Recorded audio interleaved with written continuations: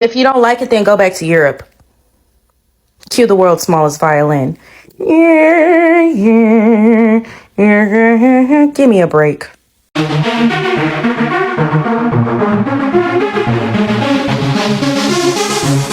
Oh, so fabulous. Hi guys, welcome back to the channel once again. It's your girl Dumebi Leah. If this is your first time coming across my channel, you're welcome. I do hope you decide to subscribe. And if you are a returning subscriber, you guys know that I love you. It's so good to have you here. Welcome back. Today's video is something that's not quite recent. I think it happened earlier this year because I saw that this video that I'm going to be playing now was posted back in January, and it's happened in South Africa. You know what? Let me just go right ahead and play the video. What is happening in Our people are getting murdered, tortured. Our old people who can't defend themselves are being burned with cooking oil. Living in fear, attacked, killed, maimed because of their skin color. This is fucking horrible. Horrible. And for some reason, people on the left labeled this a conspiracy theory. The evidence is there. It is not a conspiracy whatsoever. This is real. Why in the world would you refuse to even slightly look at it? Reverse racism is growing. It's pathetic. And it's very, very dangerous. In fact, ladies and gentlemen, for many people, it's deadly. So you guys can see that something was happening in South Africa to the white South Africans, right? For those who do not know, there are white people in South Africa. So that whole thing happened, and I think what drew my attention to that video was the man who was commenting on the whole situation, talking about how it's not fair for people to be discriminated against based on their skin color. And I was like, wow, who knew? Who knew? Okay, now I'm not laughing at the situation. There's nothing to laugh about that situation. But the fact that he was saying it like it was something new, like this is the first time it's ever occurring in history, it was laughable. Anyway, I'm just going to go right ahead and play people's responses to his video. Our people are getting tortured. If you missed it, the descendants of white colonizers are being strategically murdered by the indigenous peoples of South Africa. A gag so deliciously predictable, it's almost vulgar.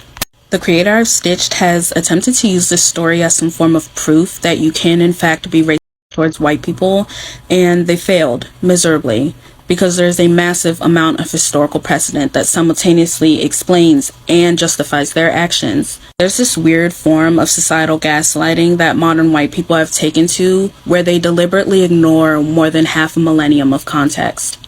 Surely you all are exhausted. Surely your spines are cramping from holding your backs to that mirror. Because of their skin color. This is horrible. What the you say? Man, say it ain't so, man. You telling me them people are being murdered and maimed just because the color of their skin? Oh my God. What would make people ever do that to another race of people in history? I've never heard such a thing. They are killing people, y'all, and murdering and maiming them people, y'all, for the color of their skin. I ain't never heard such a thing in history, y'all. Y'all heard such a damn thing? Now that's what I mean by white privilege. Y'all been doing that shit to us forever. And now all of a sudden, judging people by the color of their skin, maiming, raping, unaliving people because of the color of their skin, you are outraged behind it because it's your skin color now. That's what I mean by white privilege. You acting like this is like some new fucking phenomenon. Like you haven't been doing this shit to my people forever. And now you outraged because some people done turned the tables on your people. Like you don't think that's kind of privileged, sir? And this is like, and I'm gonna speak for my people on this one, because I know brothers feel like this. Real brothers. And I'm not talking about the guns. Bruh, I really don't give a fuck. Like, being honest with you, I don't care. Because y'all don't find the situation horrible until it happened to white people. That's why we got black history and not just plain old history. You don't care that shit happened over here. It's black history. It's not American history because it ain't happened with white people. Yeah, y'all corner the market on everything. And now all of a sudden, the shit that y'all been doing to us and my people forever, you want me to be outraged because it's happening to your people when you showed not one motherfucking iota outrage for my people. So in the words of the immortal Rhett Butler in y'all favorite movie, slave movie, Gone with the Wind, frankly, my dear Scarlett, I don't give a damn. It's pathetic and it's very, very dangerous. I need some coffee, but who started racism? Who started it? Y'all. Now that is reversing. It's dangerous. Why wasn't it dangerous before? This is still happening today with my skin color by your people. We are not hateful people. Never caused as much harm as your kind has. But we are not saving you, baby. We're not saving you. Like y'all told us, get over it. Find a way to get out of it. So let me let y'all know something. In South Africa, evidently some white folks are being tortured and killed because of the color of their skin. But I don't think it's because of the color of their skin. No, I think it's the context of their character. You know, because just recently in South Africa, there was a pool full of white folks, and two South African boys decided to get in the pool. Well, you know what they did. I mean, the same thing they did in America. You know, they left the pool. As soon as black people got in, they left at the pool. Well, it was even worse because these young boys had to be like 13, 15 years old, and white grown men, I mean an old white man, was actually pulling one of the one boy's hair. And then another grown white man decided to choke one of them. And then the other one, he decided to push in the pool and jump in the pool and try to drown him. So you're crying about you being tortured. Where were your tears when your people were doing this to South Africans? Y'all turned a blind eye. You turned away. You didn't do anything. You didn't say it was wrong. You didn't stand up to it. You didn't stand up to your own people being racist towards South Africans. So, I don't think this is what y'all call reverse racism. No, I think this is called judgment. Because, see, it's written that the world's sins has reached heaven. And the Most High Yah remembers everything. He remembers every murder, lying, stealing, manipulating system that y'all put in place for yourselves. He remembers all the things that y'all have done against his word and didn't hold yourselves accountable. Now, I think the Most High is holding y'all accountable. You reap what you sow. So I suggest you learn how to repent and mean it. Reverse racism. That's unfortunate for any human being. Let me give you another perspective on it. How would you all feel if somebody took you out your home, killed your family, took you out your home, took you off your land, and took that land for theirs? How would you feel if somebody did that?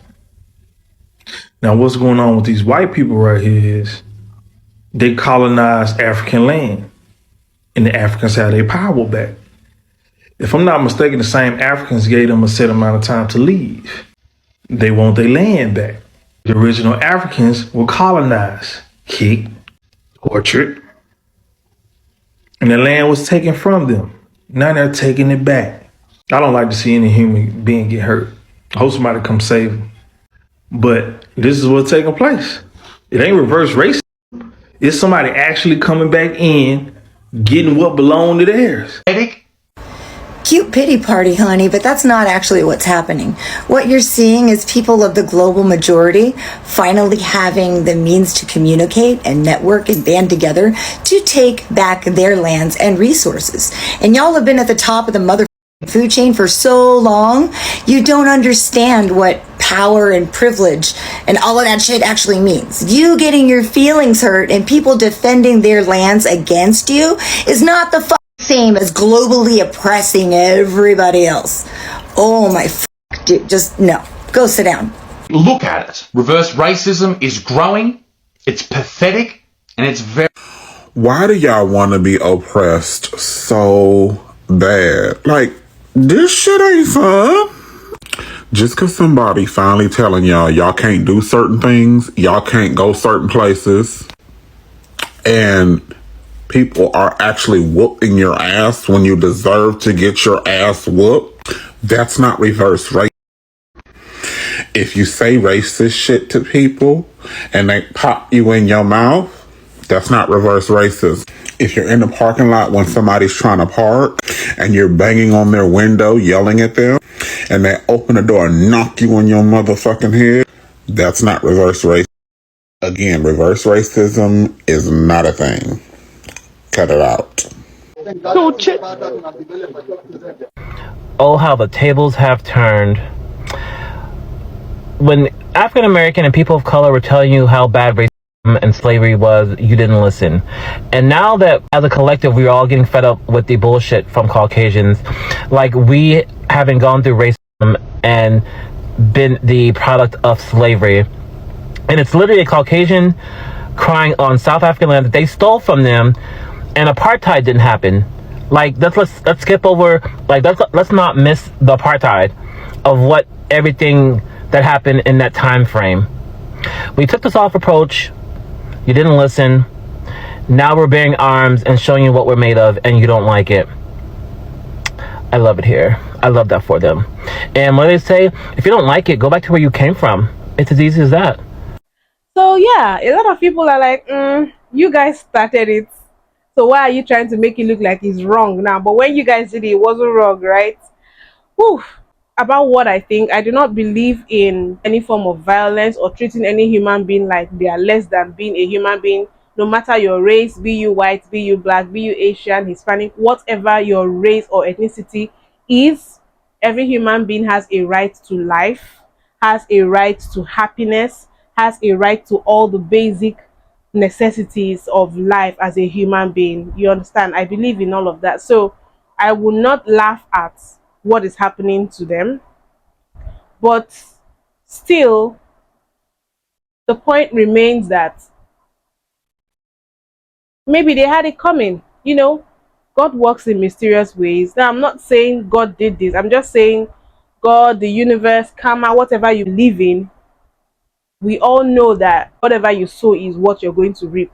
So when you keep putting out a certain kind of energy in the universe, in the world, doing some certain things to people, it's going to come back full circle. It's going to come back to you. So that's probably what that situation is. It's unfortunate. I don't wish that for any human being. I don't condone or approve of violence or anything like that, but if you've had it coming, you're going to get it. That's it. If you're South African and you're watching this video, please can you explain to us what exactly happened in that situation? I know that there's an after effect of all the tension in South Africa that has to do with the different races trying to basically make it work. There's been a lot of historical tension between the two races, the white people in South Africa and the black people. I would like to hear it from you guys exactly, because I'm not claiming to be an expert on this. I want to be educated as much as people who may be watching this video that I don't know. So please just let us know in the comment section what happened exactly, what led to all of that. But then I found some videos that kind of tell a bit about the history of the whites and the blacks in South Africa that might give us like a background knowledge of how something like this might be happening. So I'm just going to go right ahead and play those videos right now. This is Orania, a whites-only town in South Africa. It's inhabited by Afrikaners, descendants of the Dutch. They arrived at the Cape of Good Hope in 1652 and dominated until Nelson Mandela took over in 1994. In the 20th century, it was Afrikaners who introduced the apartheid reign of terror against the natives. While anyone can apply to live in Orania, the reality is only whites are admitted. The 8,000-hectare town is widely seen as a symbol of race, but its Afrikaner inhabitants beg to differ. We are from Africa. That's why we call ourselves Afrikaners. We want to remain here. We also want to retain our identity.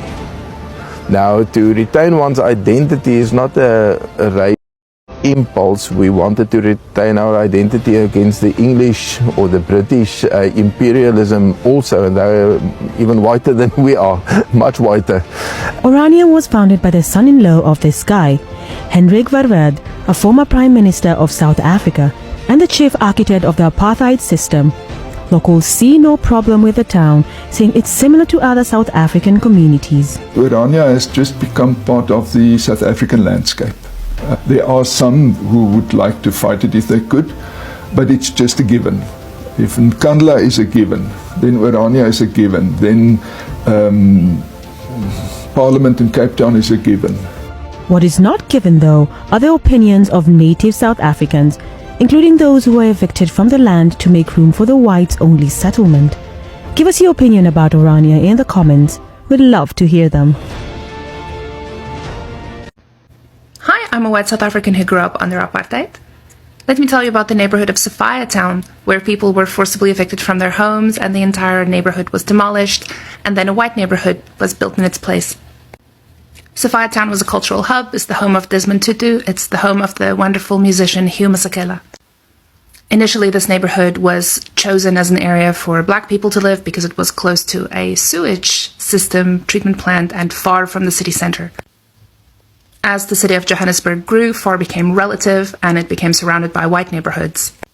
So in February 1955, 2,000 armed policemen showed up and forcibly removed everyone from their homes, relocating all of the different racial groups into separate neighborhoods because it was illegal for races to mix. The entire neighborhood of Sophia Town was demolished, and a new neighborhood called Triumph, aka Triumph, was built in its place and became a white neighborhood. That's what apartheid looks like. What white South Africans are facing is not systemic oppression. What white South Africans are facing is the effects of the corrective action taken when apartheid ended. See, when apartheid was in place, there was a meritocracy that rested solely on whiteness that was in effect, meaning that if you were white, you had the keys to the kingdom. The jobs were yours, the housing was yours, the money was yours. But because apartheid has ended, and the government in South Africa has taken corrective action to end the white meritocracy, what white people in South Africa are finding is that they simply do not measure up. That's it, that's all. They do not measure up. And because they no longer have the white meritocracy that came with apartheid, they are suffering and they are struggling. But all they have to do is pull themselves up by their bootstraps. All they have to do is get the necessary education and skills that will allow them to be active participants in the workforce in South Africa. They are not being oppressed. They just don't measure up. Furthermore, let us be clear. When it comes to America, there is no such thing as a black racist. Now, there may be a black supremacist out somewhere, but that's not racism, because racism is the system. Racism is prejudice plus power. And let's be clear, because we need to dead this conversation too. In truth and honesty, black people aren't even really prejudiced against white people. What we are is experienced with white people. We have dealt with y'all for generations, and quite frankly, we know y'all better than you know yourselves. So when we say, hey, you know what? To white folks, that's not prejudice. That's experience. So you guys see, it's a nasty history. History everywhere is dark, and a lot of cultures and countries and races have done things they are not proud of. But do I feel sorry for them? The human in me, because I have humanity, yes, I do feel sorry for them. But just like I said, if you've had it coming, you have it coming, right? What you sow is what you reap. I'm not going to say more than that. I think white people and maybe some black people and people of other races are just obsessed with trying to prove that black people can be raped to the cyst. I don't know why they are so obsessed to prove that this happens, and that is what that man in the original video was trying to say, talking about, yeah, black people did this to white people, so they too are also raped to the cyst. Are they raped to the cyst, or are they anti-racist? There's an action and then there's a reaction. So if you don't perform that action, that reaction wouldn't even have happened in the first place, right? Anyway, let me just not go on and on. You guys let me know what you think in the comment section. If you know more about what happened that led to that whole situation, please let us know. I'm interested in knowing, and I think you can just educate us in the comment section. Please don't forget to give this video a thumbs up, subscribe if you haven't, and I'll see you guys in my next video. Bye.